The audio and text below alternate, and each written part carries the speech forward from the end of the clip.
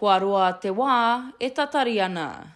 Not having to do those exams again is pretty awesome. Yeah, they're pretty stressful times, so I'm happy to get through those, yeah.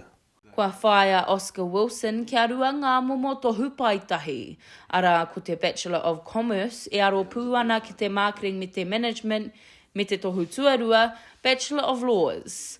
E ai kia Oscar, mai kore ko te akiaki o tōna whānau, kaore pia ia e tutuki I nei tohu.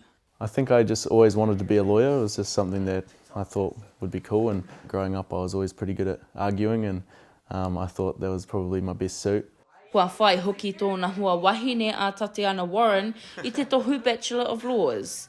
Ko tōna, ko Oscar te tino tohunga o te pukumahi. Oscar is a really driven person. He's a perfectionist. He's borderline like the hardest working person I know. I see Oscar going very far in that area just because, you know, he has the right values and beliefs to be really successful in the Te Ao Māori and the law space. Look, I'm extremely proud of Oscar's achievements. Ever since he was a wee guy, he's been very, very focused. And so we knew he was going to do something a wee bit special. I mua I tōna haerenga ki te whare wānanga, kaorea Oscar e tino tauana ki tōna ao Māori. Engari nei, he ngā kaunui tōna kia ako. E ai ki tōna pāpā a Darren, e hara I te mea he ohorere ōna ekenga, me te mea nei ko ia te roa ia tuatahi o te whānau. A e hariko ana ia kei te ruku ki te tahi mahi Māori.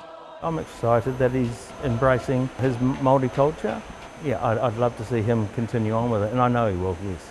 It's definitely the passion that will carry him through. I'm really keen to go to a wānanga, reo wānanga at some stage and do a year or two there and yeah, sort of nail down the reo. And te reo is probably one of my priorities at the moment. And then from there, yeah, just whatever happens, I guess. I tēnei wā, kei te whakaotia Oscar I e tahi mahiringa ngaio, me te tūmanako ka mahi ia hei roia I te kōti whenua Māori ki ngā mahi o te tiriti rānei. Halle Taite-Pitama, Tahu News.